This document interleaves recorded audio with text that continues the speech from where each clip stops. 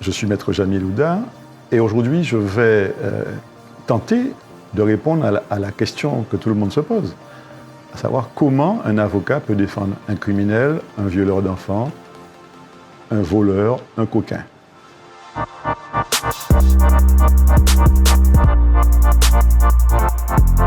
Eh bien, c'est vrai que dans l'imaginaire populaire, on a du mal à comprendre qu'un avocat défende quelqu'un qui a commis des actes parfois affreux, parfois extraordinairement affreux.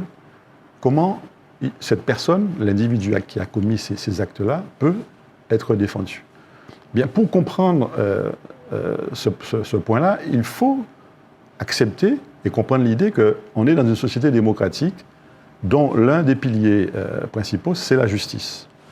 Et la justice, elle est rendue au nom de l'État, donc au nom de l'État, elle est rendue par l'État, mais au nom de la société.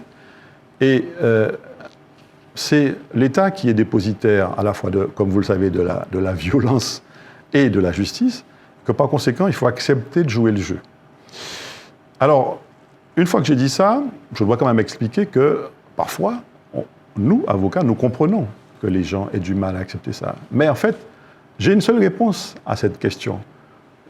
C'est dire que l'avocat ne défend pas le crime, mais il défend le criminel. C'est-à-dire qu'il défend l'individu, l'être humain qui est derrière l'acte aussi affreux qu'il soit, il doit le défendre.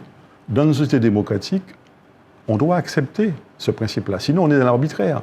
Si on considère que c'est le peuple qui juge, on est dans la vindicte populaire, à ce moment-là, il n'y a pas de justice organisée, et évidemment, on est peut-être un peu dans la barbarie. Alors ça existe dans d'autres pays.